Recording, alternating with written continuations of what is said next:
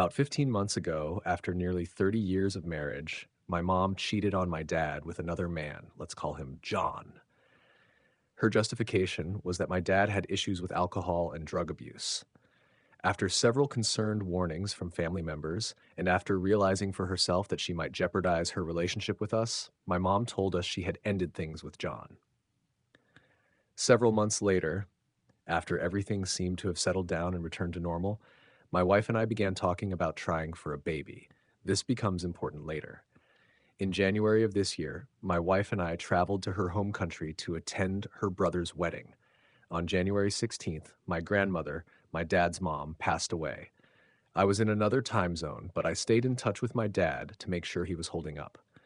2 days later, I got a call from my mom. She said my dad had died. She explained that he had been sitting in his chair, breathing strangely, but she left to run some errands, and when she got back, he was no longer breathing. It turned out that he had accidentally overdosed on morphine. I wanted to fly home right away to be with my family, but I didn't want to go alone. My wife and I had made a promise to each other that we wouldn't spend time apart in the near future, since we had already spent the first 2 years of our marriage living in different countries while waiting for her petition to move to the US to be approved. I asked her to come back with me right after her brother's wedding. She refused, saying she didn't know when she'd be able to see her family again, as she had no plans to return to her country anytime soon. So I stayed with her. About 2 weeks later, once we had returned to the US, I was feeling overwhelmed by grief, confusion, and anger. My dad had only been 58 years old. In the midst of my sorrow, I did something stupid. I was mindlessly scrolling through Facebook, and on a few random posts, I saw comments from attractive women I didn't know. I clicked on their names to look at their profile pictures, then went back to scrolling. My wife found out. She accessed my Facebook through our tablet, saw my activity, and confronted me about it.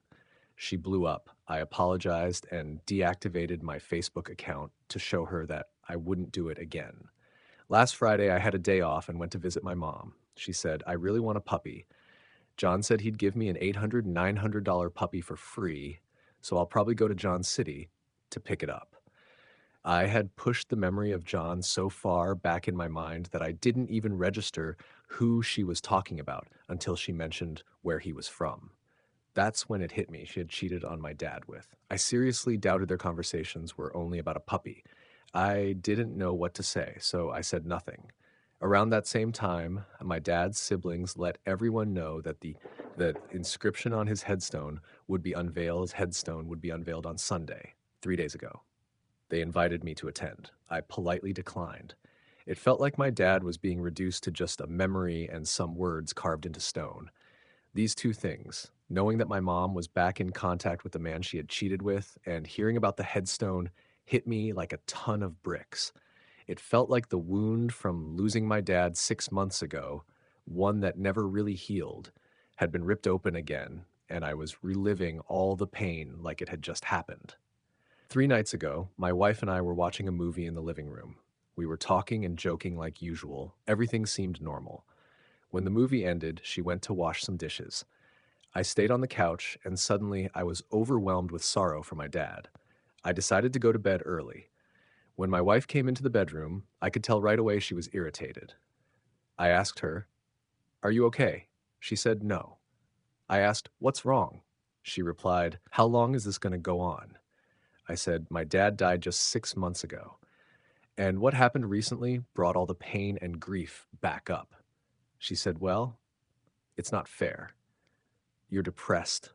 You look lost. The last time you were like this, you were looking at girls on Facebook and were not making use of my fertile days." I responded, "I know I could do a better job when it comes to your fertile days, but it's not like we've completely ignored them. We've tried a few times during the past 2 months, and you're saying this is unfair? It felt pretty unfair that my dad died so suddenly." I continued, "I've just been thinking about him a lot. I wish I could talk to him again. I wish I could hug him one more time." She replied, "But we didn't really visit him that much, and you didn't talk to him that often. So I just don't understand why this is affecting you so deeply." I said, "What the hell is that supposed to mean? How is that supposed to help? We talked as much as we needed to. We were happy with our relationship. The point is, now I'll never get to talk to him again. She said, then I just won't think about getting pregnant this year. I'll just talk to my family and my cousin back home instead. I said, do whatever you want. My wife seems completely unaware of how cold and insensitive her words were. I don't need her to pity me or coddle me, but some compassion, some understanding, and a bit of support would go a long way. A few weeks ago, when we were fighting about something else, I told her, someday you're going to lose your parents, and I promise I won't treat you the way you're treating me now. I'll support you and love you through it, but you won't really understand this kind of loss until you've gone through it yourself.